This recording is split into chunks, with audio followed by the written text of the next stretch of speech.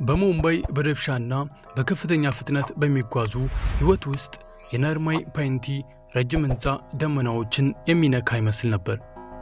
የስቲለር ግራውዝ ኮርፖሬሽን ዋና መስሪያ ቤት በሁለተኛ ፎቅ ላይ ይገኛል። እዚህም ሁሉም ነገር የሚያብረቀርቅ ነበር። ወለሉ ፊቱን ለማየት እስከሚያስችል ድረስ ንጹህ ነበር። ረፋድ 4 ሰዓት ሆኗል። ቢሮ ውስጥ እንቅስቃሴ ሞቅ ብሏል።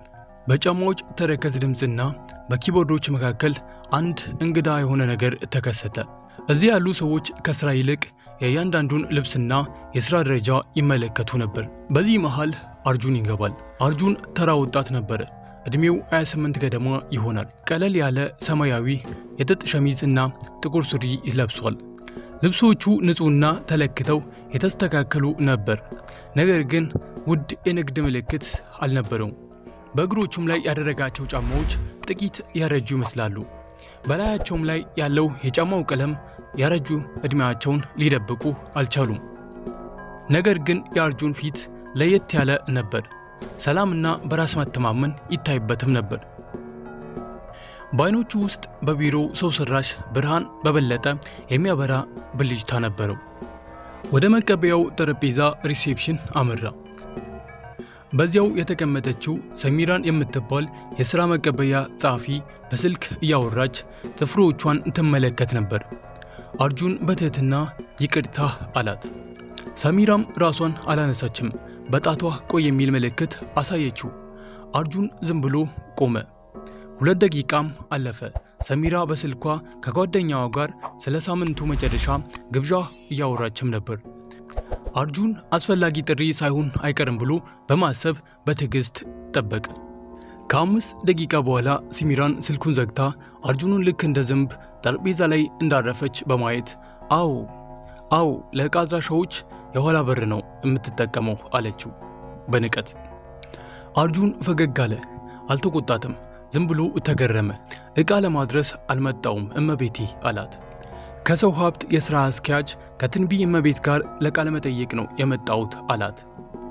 ሰዓቱ 4:45 ነው የተባልኩት ብሎ ነገራት። ሰሚራን ከእግሩ እስከ ራሱ ተመለከተች። አይኗ በአርጁን ጫማዎች ላይ ተተክሎ ነበር።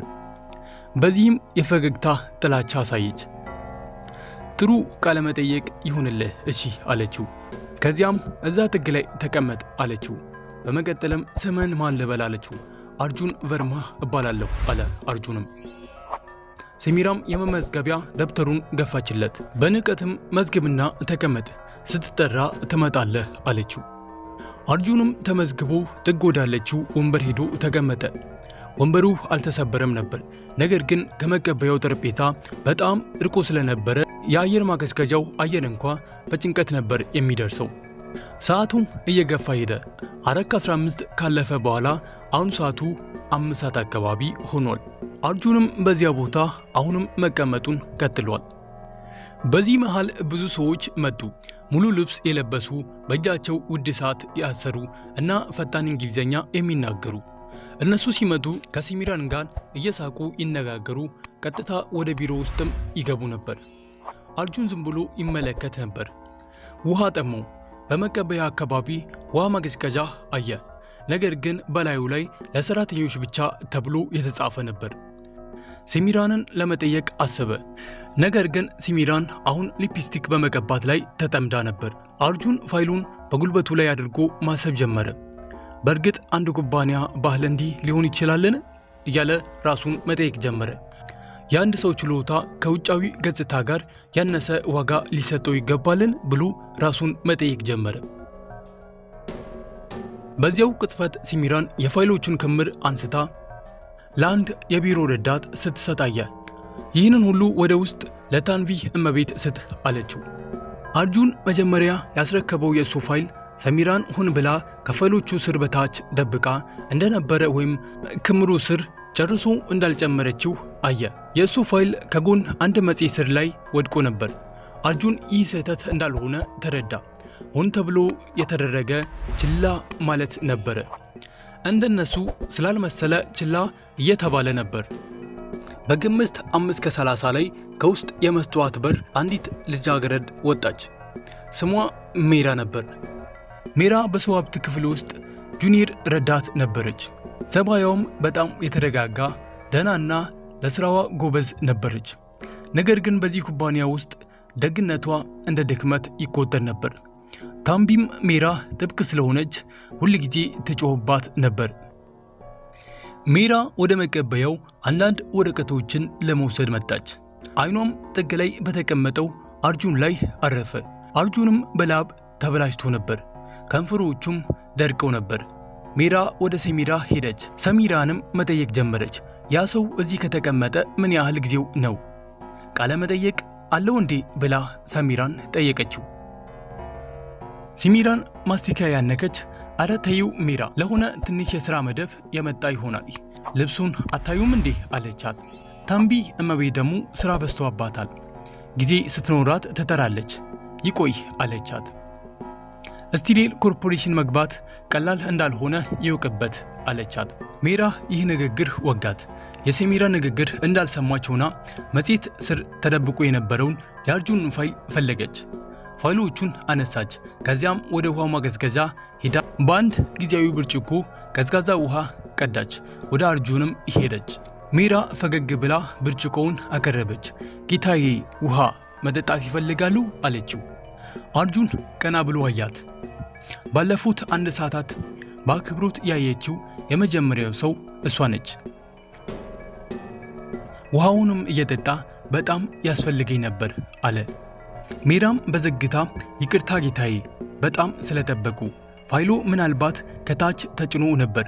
አሁን ወደ ታንቢህ እመቤት እየሄድኩ ነው። ፋይሉን እኔ ራሴ እሰጣለሁ። ተራው ከ5 ደቂቃ በኋላ ይደርሳል አለችው። አርጁንም ሜራን በትኩረት ተመለከተ። አመሰግናለሁ። ለመሆኑ ሁሉም ሰው እዚህ እንዲህ ነው ወይስ እርሱ ብቻ ኖት የተለዩ? አለ ሜራን። ሜራ ጥቂት አፍራ አይ ጌታዬ፣ እንዲህ አይደለም፣ ዝም ብሎ የሥራ ጫና ስለሚበዛባቸው ነው። አይጨነቁ፣ እኔ ፋይሎን አይሎታለሁ አለችው። ሜራም ከዚህ ሄደች። በአቅራቢያው የሚያልፉ ሌሎች ሰራተኞች ሜራ ልክ ወንጀል የሰራች ይመስል ይመለከቷት ነበር። ለአንድ የቢሮ ረዳት ውሃ መስጠት ምንም አይደለም። ነገር ግን ለአንድ ለተፈታኝ እጩ ውሃ መስጠት በስቲሌር ኮርፖሬሽን ደንብ መሰረት ተገቢ አይደለም። ነገር ግን ሜራ ግድ አልሰጣትም። ውሃ መስጠትም ሰብአዊነት እንደሆነ ታውቅ ነበር። ሜራ ከሄደች 10 ደቂቃ በኋላም የአርጁን ስም ተጠራ። የቢሮው ረዳት አቶ አርጁን ቬርማ ይግቡ ብሎ ተጠራ። አርጁን ተነሳ። ልብሱንም አስተካክሎ በራስ መተማመን ወደ ቢሮው አመራ። በቢሮው ላይ ታምቢ መህራ የሲኒየር ኤችአር ማናጀር የሚል ስም ተጽፏል። አርጁን በሩን አንኳኳ። መግባት እችላለሁ አለ። ከውስጥም ግባ የሚል ደረቅ ድምፅ መጣ። ቢሮውም በጣም ያምን ነበር። ትልቅ የኦክ እንጨት ጠረጴዛ፣ ከጀርባውም የሙምባይ ከተማ እይታ ይታያል። በመሃል ታምቢ ተቀምጣለች። ታምቢም በመልኳ በጣም ቆንጆ ነበረች።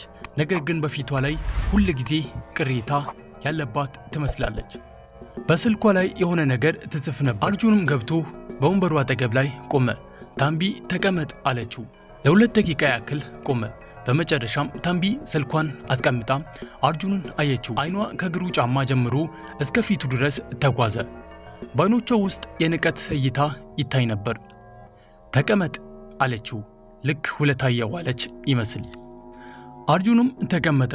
እንግዲህ አርጁን ቨርማ። ታምቢ ፋይሎቹን ከፈተችና ምንም ልዩ ነገር እንደሌለበት ሆና ገጾችን ገለባበተች።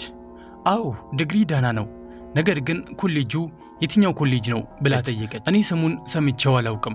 የመንግስት ኮሌጅ ነው አለችው። አርጁንም ረጋ ባለ ድምፅ አዎ እመቤቴ፣ የመንግስት ኮሌጅ ነው፣ ነገር ግን የትምህርቱ ውጤት በጣም ጥሩ ነበር ሲል መለስላት። ታምቢ ጮክ ብላ ሳቀች፣ የመሳለቂያ የሆነ ሳቅ። ትምህርቱ ጥሩ ነው? ተው እንጂ አርጁን፣ እኛ ስቲሌር ግሮውዝ ኮርፖሬሽን ነን። እዚህ የምንቀጥረው ከታወቁ የቴክኖሎጂ ተቋማት እናም ከፍተኛ የማናጅመንት ተማሪዎችን ነው። ይህ የአካባቢ ዲግሪ ያለ እውቀት የእኛን ዓለም አቀፍ ደንበኞችን ማስተናገድ ይችላል ብለህ ታስባለህ? አለችው። አርጁንም እመቤቴ፣ እውቀት የሚመጣው ከህንፃ ሳይሆን ከልፋት ነው አለ። በቀድሞ ፕሮጀክት እያለ ለመናገር ሲሞክር ታምቢ ንግግሩን አቋረጠችው። ኦ እባክን፣ ይህንን የሚያነቃቃ ንግግርን ለራስህ አቆየው። እኔ እውነታውን ነው የምፈልገው። እውነታው ደግሞ አንተ ከኛ ቢሮ ጋር አትሄድም። ታምቢም ወንበሯ ላይ ዘንበል ብላ ወደ አርጁን ሸሚዝ ጠቆመች። ራስህ ነይ፣ ለቃለ መጠይቅ ነው የመጣኸው ወይስ የሰንበት ገበያ ልትገዛ ነው የወጣኸው? ይህ ሸሚዝ ምንድን ነው? ከሰንበት ገበያ ነው እንዴ የገዛኸው? አለችው። ተመልከት አርጁን፣ እኛ የራሳችን ደረጃ አለ። እንደነዚህ ባሉ ልብሶች ደንበኞች ፊት ብትቆም የኩባንያ ክብር ምን ሊሆን ይችላል? እስቲ ገምት አለችው። የአርጁንም የፊት ጡንቻዎች ጥቂት ጠጠሩ። ነገር ግን ትዕግስቱን አላጣም። እመቤቴ፣ እኔ መሰለኝ እዚህ ቦታ ለስራ እንጂ ለልብስ ዋጋ ይሰጣል እንዴ? ልብሶቼ ንጹህ ናቸው፣ ስራዬንም በጣም አውቃለሁ አለው። ታምቢም ይህ መልስ አልተመቻትም። ኩራቷ ተነሳ። አንድ ተራ ወጣት መልስ እየሰጠ ነበር። ምላስህም በጣም ረዝሟል አለችው ታምቢ። ፋይሉንም ጠረጴዛ ላይ ጣለችው። እሺ ምን ያህል ደሞዝ ነው የምትፈልገው? አለችው። አርጁንም በዘርፉ ያለው ተገቢ ክፍያ ሊከፈለኝ ይገባል አለ። የታምቢ አይኖች በግርምት ተከፈቱ። ይህንን ያክል ክፍያ እየቀለድክ ነው እንዴ? አለችው። ይህንን ያክል ደሞዝ የምንከፍለው ከታወቁ ኮሌጆች ለመጡ ተማሪዎች ነው። የዚህን ግማሽ እንኳ ብታገኝ ትልቅ ነገር እንደሆነ ቁጠረው አለችው። ያንተ ደረጃ ካለች በኋላ ታምቢ ለመናገር ራሷን ቆጠበች። ምናልባት ደረጃ ወይም አቅም የሚለው ቃል ለመናገር ራሷን ገታች። ብታወራም ባታወራም ትርጉሙ ያው ነበር። ለአንተ አይነት ሰው እንዲህ አይነት ጥያቄ መጠየቅ ትልቅ ሞኝነት ነው አለችው። አርጁንም በጥልቀት ተነፈሰ። አሁን እዚህ መጨቃጨቅ ምንም ፋይዳ እንደሌለው ተረድቷል። እመቤቴ፣ የሁለታችንም ጊዜ እየባከነ ይመስለኛል። ችሎታዬ ላይ ጥርጣሬ ካለዎት የቴክኒክ ፈተና ሊሰጡኝ ይችላሉ አለ። ታምቢም እጇን እያወዛወዘች ምንም ፈተና አያስፈልግም፣ ሰዎችን ለመገምገም 5 ደቂቃ ይበቀኛል። አንተ ደግሞ እዚህ ኩባንያ ለመቀጠር ብቁ አይደለህም አለችው። መሄድ ትችላለህ። ፋይሉንም እንደ ቆሻሻ ወደ እሱ ወረወረችው። አርጁን ዝም ብሎ ቆመ። ፋይሉን አነሳ። ከመውጣቱ በፊት በድጋሚ ታምቢን አያት። አመሰግናለሁ እመቤቴ፣ ስለ ጊዜው አመሰግናለሁ። አንድ ነገር ብቻ እላለሁ፣ ኩባንያው በትልቅ ሕንፃዎች ሳይሆን በትልቅ አሳቦች ነው የሚገነባው አላት። ከዚህም በኋላ ታምቢ በንዴት ቀላች። ውጣ፣ አሁኑኑ ውጣ አለችው። አርጁንም ከዚህ በኋላ ወጣ። ሲወጣም ሜራ በዚያ ቆማ ነበር። በሩ ጥቂት ተከፍቶ ስለነበረ ሁሉንም ነገር ሰምታ ነበር። በሜራ አይኖች ውስጥ ሐዘን ይታይ ነበር። አርጁንን ይቅርታ የሚል ምልክት አሳየችው። አርጁንም አያትና ምንም ጥፋት እንደሌለባት በሚገልጽ ሁኔታ ፈገግ ብሎ ወደ ሊፍቱ አመራ። በማግስቱ በስቲሌር ግራውዝ ኮርፖሬሽን ውስጥ ሁኔታው የተለየ ነበር። በየቦታውም ግርግር ነበር። የኩባንያው ሊቀመንበር አቶ ካፑር ዛሬ በድንገት ወደ ቢሮው እንደሚመጡ ተሰምቷል። ደግሞም ብቻቸውን አልነበሩም። ከኩባንያው አዲስ ዋና ስራ አስኪያጅ ከሲኦ ጋር ነበር የሚመጡት። አቶ ካፑር ባለፈው ወር ጡረታ እንደሚወጡና ቦታቸውንም ለአንድ ወጣት ንቁ መሪ እንደሚሰጡ አስታውቀው ነበር።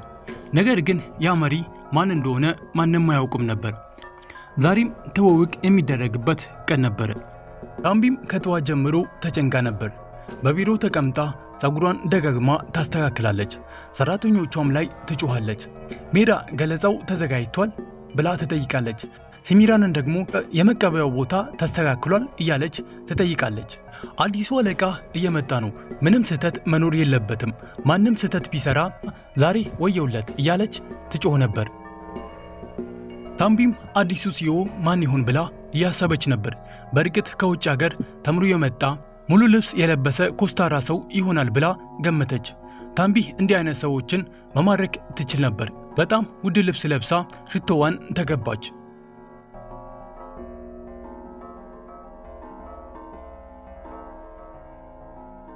ከሰዓት በኋላ 6 ሰዓት ላይ አንድ ትልቅ ጥቁር መርሴዲስ ከህንፃው ስር ቆመ። ከመቀበያውም ስልክ ተደወለ። ሊቀመንበሩ መጥተዋል። መላው ቢሮም በጥንቃቄ ቆመ። ታምቢና ሌሎች ከፍተኛ ስራ አስኪያጆች ወደ ስብሰባው ክፍል ሮጡ። ሁሉም ሰው በወንበር ላይ ተቀምጦ ተንፋሹን ዋጠ። የስብሰባው ክፍል ትልቅ በር ተከፈተ። በመጀመሪያ አቶ ካፑር ገቡ። በፊታቸውም ላይ ደስ የሚል ፈገግታ ይታይ ነበር። እድሜያቸውም 65 ገደማ ነው። ነጭ ፀጉርና ልምድ ያላቸው አይኖች ነበሯቸው። አቶ ካፑር ደህና አደራችሁ ሁላችሁም አለ። ሁሉም ነገር ዝግጁ ነው ብሎ ጠየቀ። ሁሉም በአንድ ድምፅ ደህና አደሩ ጌታዬ አሉ። ታንቢ ከሁሉም ፊት ለፊት በሚያምር ፈገግታ ቆማ ነበር። አቶ ካፑር ወደ ዋናው ጠረጴዛ እየመሩ ነበር፣ ነገር ግን አልተቀመጡም። ሁላችሁም እንደምታውቁት ዛሬ ለስቲፐር ግራውዝ ታሪካዊ ቀን ነው። እኔ አርጅቻለሁ። አሁን ይህንን መርከብ ለመምራት አዲስ ጉልበት ያስፈልጋል። ቢዝነስ ብቻ ሳይሆን ሰዎችን የሚረዳ ሰው አግኝቻለሁ። ስለዚህ እባካችሁን አዲሱ ሲኦን ተቀበሉ አላቸው። አቶ ካፑር ወደ በሩ ጠቆሙ። የሁሉም አይኖች ወደ በሩ ተተክሎ ነበር። የእግር ኮቴ ተሰማ። ከዚያም ያ ሰው ወደ ውስጥ ገባ። ያ ሰው ወደ ብርሃኑ ሲመጣ ከተንቢ ጉሮሮዎች አንድ አዲስ ድምፅ መጣ። ፊቷም ልክ መንፈስ እንዳየች ነጭ ሆነ። ከእጇም ብር አምልጦ ጠረጴዛው ላይ ወደቀ። ያ የሚመጣው ሰውም አርጁን ነበረ። ያው አርጁን፣ ያው ፊት፣ ያው የተረጋጋ አይኖች። ልዩነቱ ዛሬ በጣም የሚያምር የጣሊያን ሰማያዊ ሙሉ ልብስ ለብሷል። በንግግሩና ባረማመዱ ያው የትላንት የነበረው በራስ መተማመን ነበረው። ነገር ግን ዛሬ ከነሱ ጋር የስልጣን ኃይልም ነበረው። በክፍሉ ውስጥም ጀጅታ ሰፈነ። ትላንት በመቀበያው ላይ ሲሳለቁበት ወይም ሲያዩት የነበረው አሁን አንገታቸውን ደፍተው ቆሟሉ። ሲሚራን በመቀበያው ላይ በስክሪን ይህንን ስትመለከት በፍርሃት መንቀጥቀጥ ጀመረች። አርጁን በቀጥታ ተራምዶ ከአቶ ካፑር አጠገብ ቆመ። አቶ ካፑር የአርጁን ትከሻ ላይ እጃቸውን አድርገው ይህ አቶ አርጁን ቨርማ ናቸው። ከስታንፎርድ ዩኒቨርሲቲ የወርቅ ሜዳሊያና ባለፉት 5 ዓመታት ውስጥ 3 አዲስ ኩባንያዎችን ወደ ቢሊዮን ዶላር ኩባንያ የቀየሩ ባለሙያ ናቸው። እርሳቸው ወደ ኩባንያችን እንዲመጡ ለማሳመን ብዙ ጥረት አድርጌያለሁ አሉ። ታንቢ ከእግሯ ስር መሬት የተሰነጠቀ መሰላት። ስታንፎርድ በሚሊዮን ዶላር ኩባንያዎች?